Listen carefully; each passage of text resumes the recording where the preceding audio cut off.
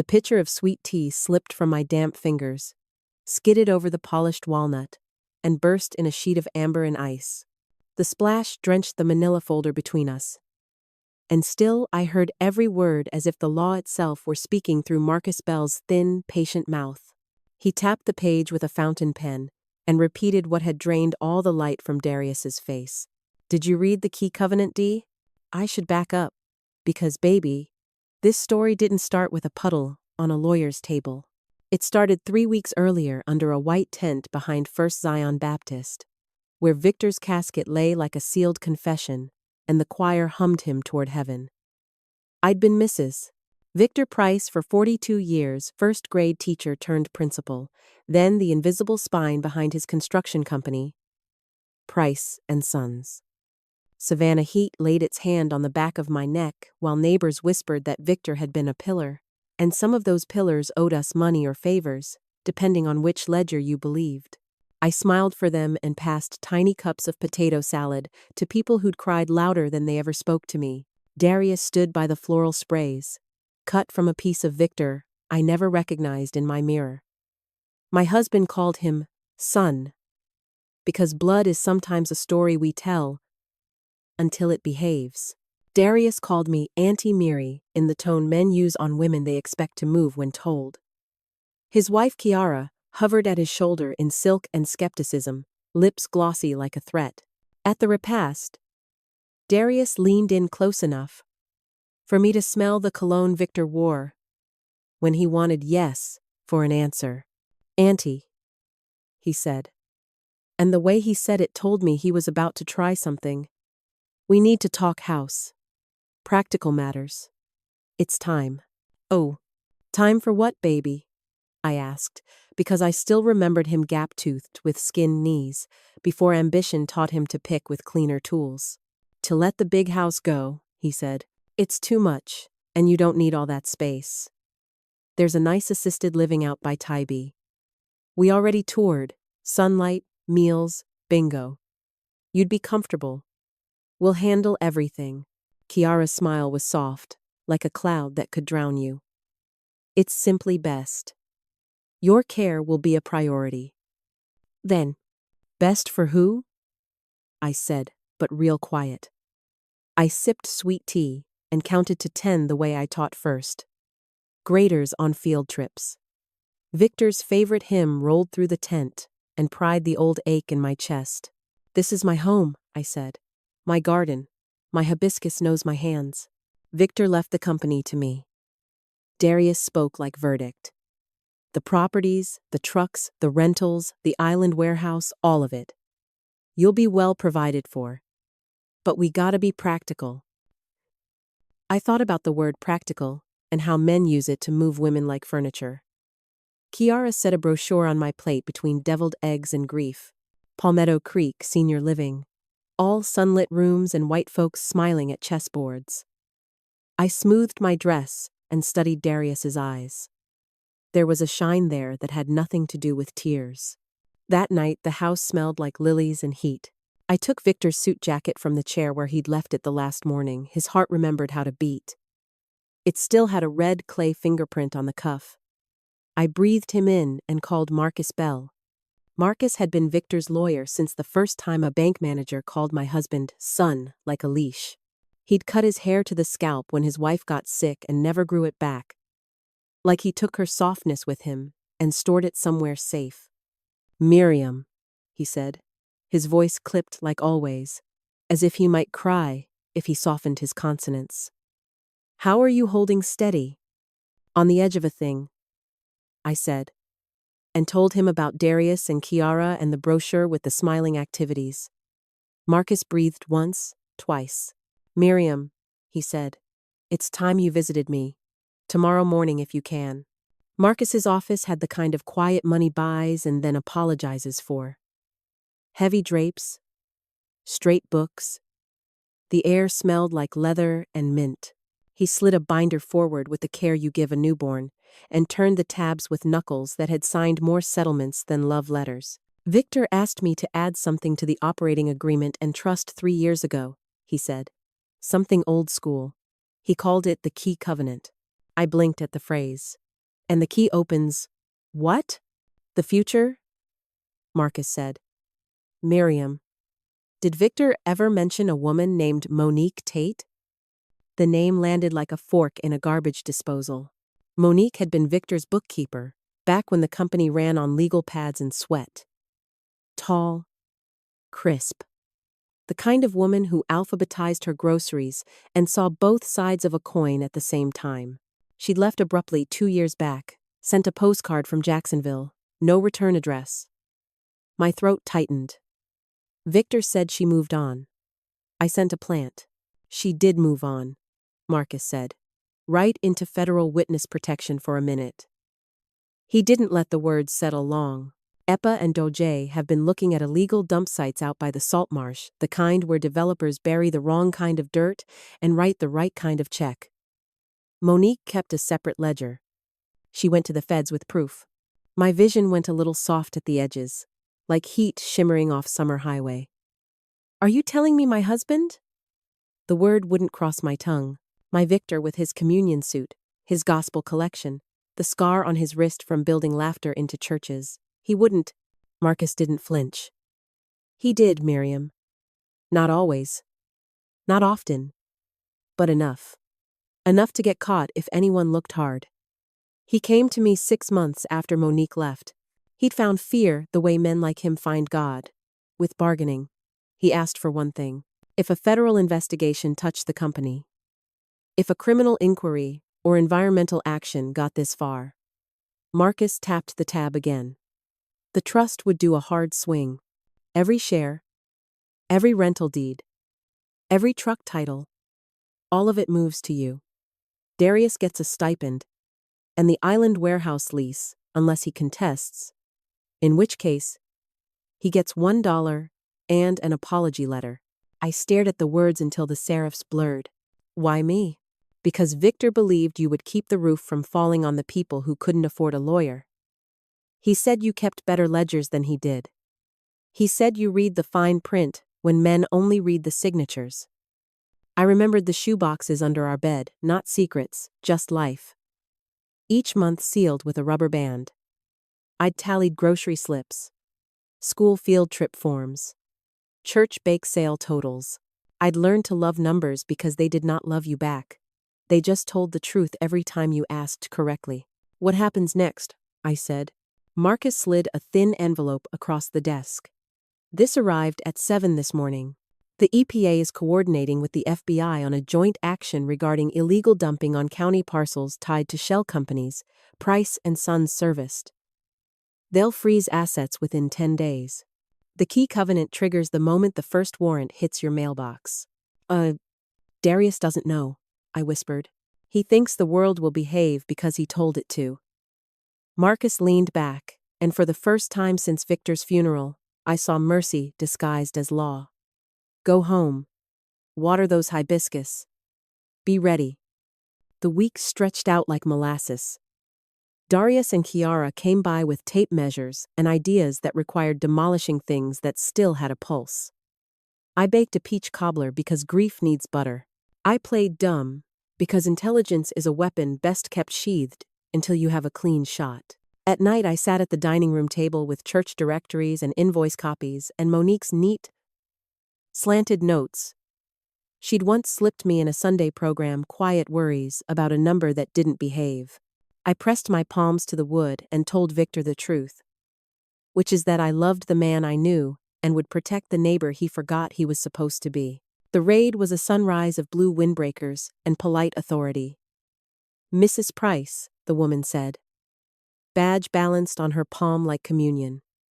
Agent Alvarez. We have a warrant to search the premises in connection with environmental violations involving Price and Sons. The words felt colder than they were. I opened my door, smoothed my caftan, and set out paper cups. They boxed Victor's files with the tenderness of coroners. At 1:12 p.m., my phone bloomed with Darius's name. Breathless, broken in tiny places. Auntie. The feds are at the yard. Marcus says there's something called a key covenant. He says we have to meet. 2 o'clock. I drove downtown through heat that shimmered above asphalt like the air was flexing. In Marcus's conference room, Kiara's face had traded cloud for thunder. Darius still looked like a boy who'd hugged a power line. The sweet tea slipped when Marcus said, calmly, as if reciting a psalm, "The trust language is clear. In the event of federal action regarding environmental misconduct tied to entities serviced by Price and Sons, all voting rights and beneficial interests transfer to Mrs. Miriam Price." Kiara recovered first. "This is ridiculous. Miriam doesn't know excavators from elevators." "I know the smell of a marsh when she's been hurt," I said. "And I know the sound of a promise when it snaps." Darius found his voice and tried to lace it with pity. "Auntie, running this is too much. Let me do what Dad wanted. You move somewhere with grab bars. I'll handle the hard stuff." "I'll handle my life," I said, and felt something inside me unclasp, like a good bra at the end of a long day. "And the first hard thing is this. I'm not here to keep your sandbox tidy. I'm here to build a new one." "What does that mean?" he asked, but softer now. "It means I'm selling the machines, shutting down the parts that poisoned our neighbors, and turning what's left into something that cleans what we dirtied. It means the island warehouse will no longer hold drywall, and promises it'll hold something we can say out loud in church without choking." Marcus nodded once, like he had been waiting for me to step into a pair of shoes I already owned. "The covenant also authorizes Mrs. Price to direct remediation funds. And, Darius, if you challenge the transfer, the stipend evaporates, and the lease becomes a memory." Kiara's mouth pressed into a perfect line. "We'll sue." "You can," Marcus said, "and you will lose. The law loves signatures even when the heart doesn't." We signed papers until the sun slanted low. And then I went home and walked my garden in bare feet, because I wanted to feel that the earth still wanted me. I touched each hibiscus bloom like greeting old friends, and whispered an apology to the marsh behind the oaks where egrets had been scarce these last years. Some mistakes you can't undo. You can only spend the rest of your breath making a new promise and keeping it. The morning after the covenant took its first full breath, Monique called. I hadn't heard her voice in 2 years, and it sounded like grit and rain. "Miriam," she said, "before you hang up, I'm sorry." "For leaving?" I asked. "Or for telling the truth?" "For believing I could fix Victor by keeping ledgers no one wanted to read." She exhaled. "But I can fix this part. I kept copies of everything he signed with that ugly pen. I can help you direct the cleanup money where it actually clears the water." "You come home," I said, surprising myself. "You come home under the marsh wind where the air knows your name. We got work." Now, that was how I found myself on a rusty stool in the old island warehouse. Coffee steaming from a chipped mug, while gulls screamed like they were arguing with God. We turned the big rattling fans on and dragged chalk across concrete like we were diagramming a miracle. We listed creeks cut by backhoes, lots where plastic lay under 2 inches of soil like a secret, names of men who golfed on stolen Saturdays. We wrote down the church potluck ladies who remembered which trucks rattled down which dirt roads at midnight. I sold the dozers and backhoes to a firm, with a compliance department bigger than our old yard. I sold the scaffolds and the extra trucks, and every old piece of pipe with a ghost in it. I donated our safety harnesses to a trade program at the technical college, because those boys and girls deserved to learn to climb without falling. Then I pulled up the roll-up door of the island warehouse and let the sunlight in on the dust. We painted the walls white until they stopped drinking our effort and offered it back. We hung fans that didn't rattle, laid long tables, and printed pamphlets with big type. We called it the Harbor Light, because travelers deserve a place to find their bearings when the shoreline lies. We didn't build a foundation that cut checks and left.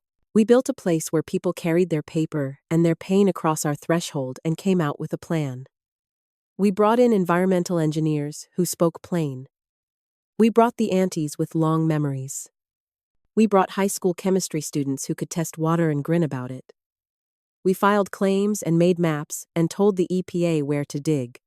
We held potlucks that tasted like forgiveness and accountability, and those 2 flavors sat next to each other without fighting. The first-time remediation crews pulled up behind the old Gullah houses with their porches leaning into history. I stood beside Miss Ernestine, who'd lived 80 years on land her great-grandmother bought with coin earned under swelter. "They coming for my collards?" she asked. "They coming for the plastic under your collards," I said. "We're putting the greens back when they finish, and we're getting your well filtered before hurricane season. You're not boiling water you can't spare." "Lie." She squinted into the light and nodded. "About time. Somebody kept track." Darius came around in a month and a half, not because he ran out of fight, but because he found an empty room where his excuses used to be. He arrived in a faded t-shirt, not a suit, and sat on a Harbor Light stool while Monique drew triangles and arrows that turned money into movement. His eyes had lost their glassiness. "Dad told me to take care of what he built," he said to me on the loading dock, while rain stitched the river. I thought that meant keep it going no matter what. But I think now maybe it meant clean up what he couldn't. "If you'll have me, you'll start on the phones," I said. "You'll listen to every man and woman who calls. You'll write their names right. You'll learn to brew coffee and not burn it. You'll lift boxes without performing about it. And when you're tired, you'll pick up a broom. There's dignity in that for a man who's never met one without a title." He nodded. He did what I asked. He learned to label and apologize with his chest. He went to city council meetings and didn't talk unless he had a map. He learned to wear steel toes to sites and sit with elders before he opened his mouth.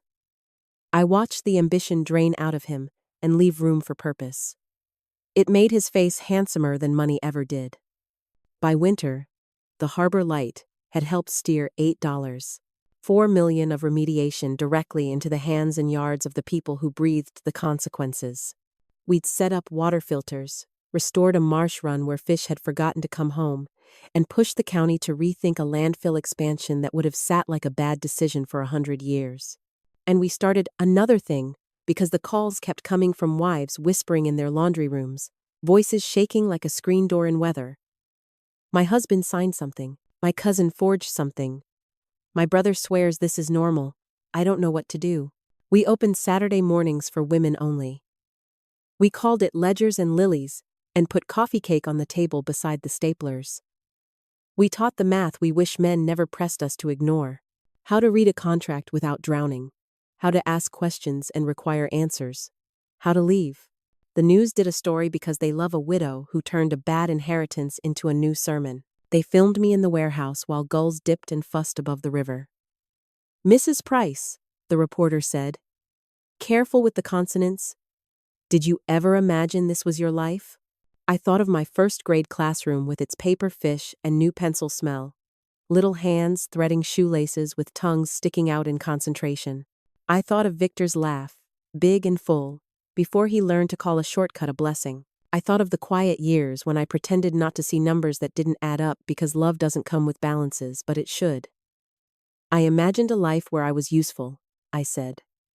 This is that. When the first big settlement came through because we'd held the county to their own paperwork, I sat on the back stoop and watched the river push light across its skin. Marcus called. His voice had the faintest tremble. "Miriam, your husband wrote something else."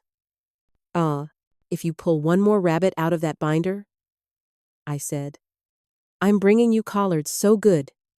You cry with your whole face."